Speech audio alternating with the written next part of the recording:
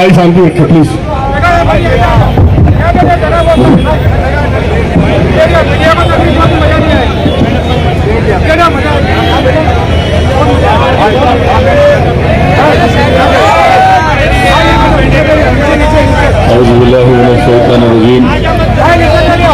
बिस्मिल्लाहिर्रहमानिर्रहीम। अस्सलाम वालेकुम व रहमतुल्लाहि व बरकातुहू।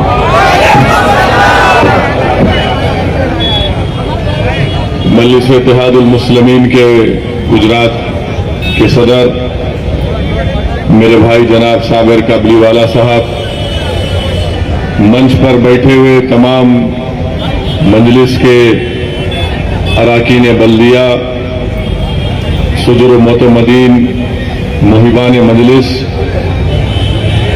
और मेरे बुजुर्गान मिल्लत, इज्जतदार माँ और बहनों, मेरे गयूर नौजवान साथियों, अजीज दोस्तों और बुजुर्गों, मेरी इज्जतदार माँ और बहनों, मैं आप तमाम का शुक्रिया अदा करता हूं कि आपने अपना कीमती वक्त निकालकर आज के मजलिस के जलसे में शिरकत की। मैं आपका शुक्रिया भी अदा करना चाहता हूं कि जो म्यूनसिपैलिटी के इलेक्शन, बल्दिया के इंतखाबात हुए थे, यहां से आपने मजलिस के उम्मीदवारों को कामयाब किया। मैं आपका शुक्रिया अदा करता हूं। अभी आप और हमने जनाब साबिर भाई साहब की बात को सुना और उन्होंने साफ और वाज़ेह तौर पर इस बात को बताया कि गुजरात के आने वाले विधानसभा के चुनाव में मजलिस इत्तेहादुल मुस्लिमीन के उम्मीदवार और कैंडिडेट इलेक्शन लड़ेंगे। मैं आप तमाम से अपील कर रहा हूं कि आप मुत्तहदा तौर पर अपने वोट का इस्तेमाल मजलिस के उम्मीदवारों के हक में करिए और ख़ास तौर से जुहापुरा जिस विधानसभा में आता है, वहां पर आप जानते हैं कि कितनी तकालीफ का सामना आपको करना पड़ता है। यहां पर ऐसा लगता है कि एक सौतेला सलूक मुसलमानों की बस्तियों से, आबादियों से किया जाता है। भारत के प्रधानमंत्री पूरे देश में पुकार पुकार कर कहते हैं स्वच्छ भारत, स्वच्छ भारत, स्वच्छ भारत। देश के प्रधानमंत्री ने झाड़ू हाथ में लेकर दिल्ली में रोड पर सफाई भी की। अपने पार्लियामेंट कॉन्स्टिट्यूंसी में गए तो घाट पर भी उन्होंने सफाई की। मैं देश के प्रधानमंत्री से अपील करना चाह रहा हूं कि अगर वो जुहापुरा को आएंगे और जहां पर पूरे अहमदाबाद का कचरा डाला जाता है, प्रधानमंत्री भी एक झाड़ू अपने हाथ में ले लें, मैं भी अपने हाथ में झाड़ू लूंगा और वहां से उस कचरे के ढेर को हम साफ करने तैयार हैं। क्या भारत के प्रधानमंत्री और उनकी सरकार उस कचरे के ढेर को, जो ऐसा लगता है कि पहाड़ बना हुआ है, मगर वो पहाड़ नहीं है, कचरे का एक ढेर बनकर पहाड़ की शक्ल इख्तियार कर गया। हम ये आपको बताना चाह रहे हैं कि आपके इस विधानसभा में, इस असेंबली हल्के में कचरे के ढेर के अंबार लगा दिए गए, जिससे लोग बीमार पड़ते हैं, जिससे लोगों को टीबी के मर्ज में मुब्तला हो जाते हैं। इसका कोई पुरसान हाल नहीं है। आपने बरसों कांग्रेस का और भाजपा का साथ दिया, मगर इन पार्टियों ने आपकी इस तकलीफ को दूर नहीं किया। आप जानते हैं कि यहां पर ट्रैफिक का इतना बड़ा मसला है। यहां पर ट्रैफिक जैम तो ऐसा लगता है कि रोज का मसला है। दिन में 24 घंटे में से 18-19 घंटे तो ट्रैफिक जैम होती है और इसका मसले का हल नहीं होता है। ब्रिज की मंजूरी हो गई, मगर फ्लाईओवर के लिए पैसे नहीं दिए जाते। आप बताइए फिर क्या कर रहा है यहां का एमएलए, यहां का विधायक? क्या इनको ये तकलीफ मालूम नहीं होती है कि ट्रैफिक के मसले को हल किया जाए, मगर उसको हल नहीं कर सकते हैं। फिर बात होती है कि जल से नल योजना, मेरे अजीज दोस्तों और बुजुर्गों, ये तो सिर्फ एक नारा बनकर रह गया। ऐसे हजारों घर हैं जुहापुरा में जहां पर साफ पानी नहीं मिलता। और आप जानते हैं कि यहां पर एक छोटा सा पार्क बनाया गया था जिसका नाम मुस्कान रखा गया। तो बीजेपी को पसंद नहीं आया कि बच्चों के चेहरे पर मुस्कान कैसे होगी, और उस पार्क को बुलडोजर के जरिए निस्तो नाबूद कर दिया गया। मेरे अजीज दोस्तों और बुजुर्गों, आप जानते हैं कि ग्रीन जोन का एक बहुत बड़ा मसला जुहापुरा में है। आप इस बात को जानते हैं कि ग्रीन जोन के नाम पर जुहापुरा की तरक्की को रोक दिया गया, और जुहापुरा के उस इलाके में जहां पर एक बड़ी तादाद में मुसलमान बसते हैं वहां पर ग्रीन जोन बना दिया गया। और ग्रीन जोन में सिर्फ 5% तामीर हो सकती है।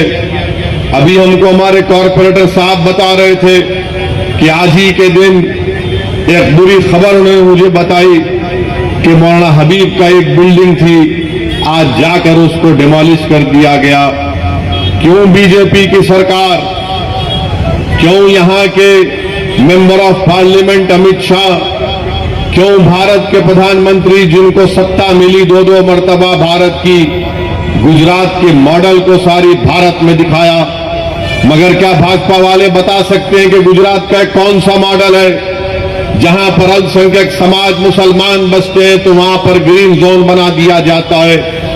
क्यों बना दिया जाता? ताकि अल्पसंख्यक समाज चैन की जिंदगी ना गुजार सके, ताकि मुस्लिम अक़लियत इज्जत के साथ अपनी जिंदगी ना गुजार सके, ताकि उनके इलाकों में सही तरीके से रोड का मौसर इंतजाम ना हो सके। और हम आपसे वादा कर रहे हैं कि आने वाले चुनाव में आप यहां से मजलिस के उम्मीदवार को आप एमएलए बनाइए। इंशाअल्लाह ताला ये ग्रीन जोन का मसला साबिर काबुलीवाला साहब की क़ियादत में हम इसको हल करेंगे, इसको निकालेंगे, और अगर जरूरत पड़ेगी तो इंशाअल्लाह ताला मैं आपसे वादा कर रहा हूं कि मैं खुद जुहापुरा आकर जुहापुरा की सड़क पर मैं रोड जाम, चक्का जाम कर दूंगा उस वक्त तक जब तक के ग्रीन जोन नहीं निकाला जाएगा। मेरे अजीज दोस्तों और बुजुर्गों, ये ग्रीन जोन निकालना जरूरी है। ग्रीन जोन जुहापुरा के मुसलमानों से तासुब की निशानी है, नफरत की निशानी है, और लोकतंत्र में इस तरह के फैसले नहीं लिए जा सकते हैं। जुहापुरा में आप जानते हैं कि गवर्नमेंट स्कूल नहीं है, बल्कि मैं ये जिम्मेदारी के साथ आपसे कह रहा हूं कि जुहापुरा में गवर्नमेंट स्कूल, बल्कि पूरे अहमदाबाद में गवर्नमेंट स्कूल सिर्फ 8वीं जमात तक पूरे अहमदाबाद डिस्ट्रिक्ट में है। क्यों नहीं सरकार जुहापुरा में गवर्नमेंट स्कूल खोलती है? खोला गया था, मगर उसके बाद नहीं खोला गया। क्यों नहीं खोलती है सरकार, जब सारी दुनिया में आप बोलते हैं कि गुजरात में तो पूरा यहां पर जन्नत शद्दाद के नजारे दिखाए जाते हैं? मेरे अजीज दोस्तों और बुजुर्गों, जुहापुरा में गवर्नमेंट के स्कूल खुलवाए जाएंगे, लड़कर खुलवाए जाएंगे, और ये स्कूल खुलवाने का काम सिर्फ मजलिस कर सकती है। आप बताइए कि हम आज एक स्कूल को गए थे, वहां पर हमने देखा, आपको जानकर हैरत होगी कि जो प्राइवेट स्कूल हैं उनके जो नॉर्म्स हैं वो नॉर्म्स इस तरह से बना दिए गए कि कोई स्कूल ही ना खोले प्राइवेट स्कूल, यानी 3000 स्क्वायर गज जमीन उसको दिखाना पड़ता है। और जो फायर नॉर्म्स बनाए गए प्राइवेट स्कूल के लिए वो कोई इंडस्ट्री के फायर नॉर्म स्कूल के लिए दे दिए गए। ये क्यों बनाए जा रहे हैं इस तरह के कानून? ताकि कोई मुसलमान आगे बढ़कर प्राइवेट स्कूल भी ना खोल सके और हम अपने बच्चों को इल्म के जेवर से आरास्ता ना कर सके। आप जानते हैं कि जुहापुरा में हमारे बच्चियों के लिए डिग्री कॉलेज का इंतजाम नहीं है, जिसकी वजह से हमारी बेटियां तालीम को तर्क कर देती हैं, या फिर अगर डिग्री कॉलेज के तालीम के उसूल के लिए उनको कहीं जाना पड़ता तो बहुत दूर दूर जाना पड़ता है। मैं आपसे वादा कर रहा हूं कि यहां से आप मजलिस के विधायक को मुंतखब करिए। इंशाअल्लाह ताला हम हुकूमत से लड़कर यहां पर बच्चियों के लिए डिग्री कॉलेज का क़याम अमल में लाएंगे इंशाअल्लाह ताला। अफसोस की बात है कि हॉस्टल भी नहीं है जुआपुरा में। कहां गया हॉस्टल? इतने पैसे जो लिए जाते हैं टैक्स का कहां पर चला जाता है? तो तालीम के मैदान में, बुनियादी सहूलतों के मैदान में, ट्रैफिक के इंतजाम के लिए ये ऐसे 3 अहम और ग्रीन जोन, ये 4 अहम मसाइल हैं जुआपुरा में। मैं आपसे वादा कर रहा हूं कि आप मजलिस इत्तेहादुल मुस्लिमीन के हक में आने वाले असेंबली के चुनाव में वोट दें। और यहां के मेंबर ऑफ पार्लियामेंट तो देश के होम मिनिस्टर जनाब अमित शाह हैं। अमित शाह हैदराबाद को जब कभी भी आते, अपने भाषण में मेरा 2 मरतबा नाम लिए उनको चैन से रात में नींद नहीं आती। हर बार अमित शाह आकर मेरा नाम लेते हैं कि ओवैसी की वजह से ऐसा हो रहा है। अमित शाह साहब ये बताइए कि आपने जब यहां के एमपी बने, आपने जुआपुरा में कितने काम करवाए अपने एमपी फंड से? बताओ आप। क्या आपने यहां पर पीने के पानी का इंतजाम किया? क्या आपने यहां पर अल्पसंख्यक समाज के लिए अपने एमपी फंड से कोई स्कूल की बिल्डिंग को तामीर करवाया? क्या आपने अपनी सरकार से बोलकर जुआपुरा में कब्रिस्तान की जमीन दिलवाई कि कब्रिस्तान की जमीन भी नहीं है? मेरे अजीज दोस्तों और बुजुर्गों, मैं आपको बताने के लिए कह रहा हूं कि हैदराबाद की पार्लियामेंट का मैं रुकने पार्लियामान हूं और हैदराबाद की आवाम ने मुझे वोट डालकर कामयाब किया। मेरे पार्लियामेंट की सेगमेंट में एक विधानसभा है, असेंबली का हल्का है, उसका नाम है कारवान। मैंने 5 महीने पहले, हमारे 7 एमएलए हैं विधानसभा में, कोई मंत्री नहीं है, मगर इसके बावजूद भी मेरी नुमाइंदगी पर 290 करोड़ की लागत से एक सीवरेज की लाइन वहां पर डाली जा रही है कारवान असेंबली हल्के में। मजलिस पर इल्जाम लगाते हैं कि मजलिस सिर्फ जज्बाती बातें करती है। हां, हम तकरीर जरूर करते हैं, मगर जब तकरीर करते हैं तो उसके अल्फाज को अमली जामे नामा पहनाते भी हैं।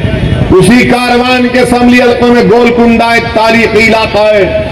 उस गोलकुंडा के इलाके में मैंने अपने एमपी फंड से बच्चियों की डिग्री कॉलेज और जूनियर कॉलेज के लिए मैंने एमपी फंड से 10 करोड़ की लागत से एक आलीशान बिल्डिंग बनाई।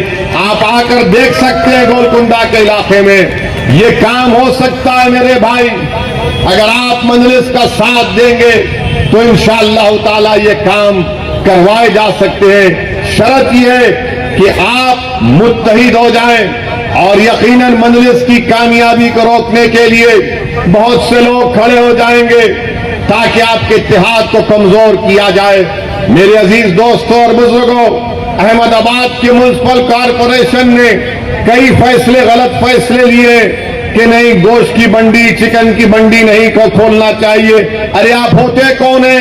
कौन डिक्टेट करेगा? कौन खाएगा? कौन क्या पिएगा? बाज ऐसे वेजिटेरियन भी हैं जो गोश्त नहीं खाते घर में, मगर बाहर जाकर खाते हैं। खाते हैं ना? अच्छा, यहां से हम जाएंगे जलसे के बाद, ये आपका जो मैजिक चिकन ढाबा है, कितने लोग बैठकर चिकन खाते वहां पर? घर में नहीं खाते, वहां जाकर खाते हैं वेजिटेरियन। मगर अहमदाबाद म्युनिसिपल कॉरपोरेशन बोलती नहीं, तुम गोश्त की मंडी नहीं लगाएंगे, तुम अंडे की मंडी नहीं लगाएंगे। अरे आपको नहीं खाना है तो मत खाओ, गरीब का रोजगार है, वो गरीब का पेट पलता है, तो आप उसको नौकरी तो दिलाओ, नौकरी दे दो उसको गवर्नमेंट की। मगर नौकरी नहीं देंगे और बोलेंगे नहीं तू गोश्त की मंडी नहीं लगाएगा, अंडे की मंडी नहीं लगाएगा। तो ये एक अजीब मिसाल, एक मिजाज बन चुका है। मेरे अजीज दोस्तों और बुजुर्गों, आप जानते हैं कि यही हाल यहां पर बहुत से मसाइल हैं, तकालीफ हैं। अच्छा, यहां पर पूरे अहमदाबाद के अस्पतालों का मेडिकल वेस्ट का डंपिंग स्टेशन बना दिया गया है। क्यों बनाया आपने उसको? वहां पर कोई पूछने वाला नहीं है। अब कांग्रेस को आपने वोट दिया था पिछले मर्तबा, तब भी कांग्रेस नहीं यहां से कामयाब हो सकी। मैं आज आपसे वादा कर रहा हूं कि एक मर्तबा आप इस विधानसभा में मजलिस के हक में अपने वोट का इस्तेमाल करिए। हम यहां पर डेवलपमेंट के काम करवाएंगे। हाँ, जुहापुरा में अगर किसी चीज की जरूरत नहीं है मगर वो बहुत ज्यादा है, वो पूरे हमारे इलाकों में पुलिस स्टेशन खोल दिए गए माशाल्लाह। सारे रोड की जरूरत है तो भाजपा ने कहा पुलिस स्टेशन ले लो। अरे पीने के पानी की लाइन की जरूरत है, नहीं पानी मत पियो, पुलिस स्टेशन ले लो। अरे कचरे के अंबार को निकालवा दो, नहीं पुलिस स्टेशन ले लो। अरे ट्रैफिक जाम के मसले को हल करा दो, नहीं पुलिस स्टेशन खोल देंगे। ये इतनी मोहब्बत पुलिस स्टेशन को खोलने से अगर भाजपा को है, स्कूल खोलने से नहीं है, ग्रीन जोन को बर्खास्त करने से नहीं है। वो ये चाहते हैं कि मियां जी पर कंट्रोल किया जाए। याद रखो, अब मियां जी पर कंट्रोल नहीं हो सकेगा। ये देश मेरा है, गुजरात भी मेरा है। आप सिर्फ पुलिस स्टेशन से हमारे जज्बात को कंट्रोल नहीं कर सकते। इंसान है, इंसान को जरूरत है पीने के पानी की। इंसान है तो उसकी औलाद के लिए शिक्षा के लिए स्कूल की जरूरत है, बेटियों के डिग्री कॉलेज की जरूरत है। इंसान है तो ग्रीन जोन को खत्म करना पड़ेगा ताकि हम इज्जत की जिंदगी गुजार सके। ये मजलिस की लड़ाई है। मैं आपसे वादा कर रहा हूं कि आप इन मसाइल पर गौर करिए। और जब बात शिक्षा की आती है तो क्या ये बात सच नहीं है भाजपा वालों कि गुजरात में ऐसे 700 प्राइमरी स्कूल हैं। गुजरात में ऐसे 700 प्राइमरी स्कूल हैं जहां पर एक टीचर पहली से 8वीं जमात के हर सब्जेक्ट को पढ़ाता है। 700 प्राइमरी स्कूल में एक टीचर पहली से फर्स्ट से 8 क्लास तक पढ़ाता है। क्या पढ़ाता होगा वो बेचारा। एक टीचर यानी एक अनार 100 बीमार के बराबर ये मिसाल दी जाती है तो यहां पर गुजरात के स्कूलों में नजर आता है। कौन सा डेवलपमेंट किया गया जुहापुरा में? जुहापुरा में तो मुसलमानों से सौतेला सलूक किया गया, तासुबियत के मजारे किए गए। मुसलमान इलाका है तो नफरत के तौर पर देखा जाता है। मुसलमान इलाका है तो कहा जाता है दुश्मन का इलाका है, वहां पर काम नहीं करवाएंगे। हम आपसे कह रहे हैं कि इन नफरतों को हम तोड़ेंगे, मोहब्बत को जुहापुरा में आम करेंगे, विधानसभा में आम करेंगे। हम ना भाजपा से डरते हैं, ना कांग्रेस की बातों से हमको यकीन करना है। हमको जमहूरियत में, लोकतंत्र में अपने मसाइल को हल करना है। आप खुद सोचिए कि भाजपा की सरकार है, इतने सालों से 28,000 टीचर की वैकेंसी है। 28,000 क्यों नहीं दिए भाजपा वाले? 28,000 टीचर की वैकेंसी है। इम्तिहान तो होता है टीचर की भर्ती का, मगर खुद भाजपा वाले पेपर को लीक कर देते हैं और एग्जाम कैंसिल हो जाता है। यह काम होता है। नौकरी देना मकसद नहीं है, पेपर को लीक कर देते हैं, उसके बाद बोलते हैं पेपर लीक हो गया। मेरे अजीज दोस्तों और बुजुर्गों, हम आपसे वादा कर रहे हैं कि इंशाअल्लाह ताला मजलिस का आप एक मर्तबा साथ दीजिए और इंशाअल्लाह ताला हम इस जुहापुरा में पूरे गुजरात में जहां कहीं भी गरीबों से, मजलूमों से, दलितों से, मुसलमानों से, आदिवासियों से, हमारे सेकुलर भाइयों से नाइंसाफी हो रही है, मजलिस उस नाइंसाफी के खिलाफ आवाज उठाएगी। इसीलिए मैं आज आपके दरमियान में खड़े होकर इस बात का ऐलान कर रहा हूं कि इंशाअल्लाह ताला जमालपुर खेड़िया विधानसभा से मजलिस इत्तेहादुल मुस्लिमीन के उम्मीदवार कैंडिडेट इंशाअल्लाह जनाब साबिर काबुलीवाला साहब होंगे। और मैं उम्मीद करता हूं कि आप इनका साथ देंगे दुआओं से। और मैं आपसे अपील करता हूं कि मैं नारा लगाऊंगा, आप मेरे साथ नारा लगाइए कि नारे तकबीर। और वहीं पर हमने फैसला लिया कि सूरत ईस्ट से इंशाअल्लाह ताला जनाब वसीम कुरैशी साहब हमारे कैंडिडेट होंगे। और वहीं से हमने ये भी फैसला लिया कि दानी लिमड़ा से हमारी बहन इंशाअल्लाह ताला कौशिका परमार मजलिस की कैंडिडेट होंगी। तो मेरी आपसे गुजारिश है कि हम तो ऐलान कर दिए, अब आपकी और इन तमाम उम्मीदवारों की जिम्मेदारी है कि वो अपने अपने विधानसभा में अपना काम शुरू कर दें। हाँ, इस विधानसभा से भी इंशाअल्लाह ताला जल्द से जल्द एक नाम का ऐलान किया जाएगा। आज हमने मीटिंग की हमारे कॉर्पोरेटर से, और तीनों से हमने कहा है कि जिस पार्टी जिसको भी टिकट देगी आप उसके कामयाबी के लिए आपको काम करना पड़ेगा।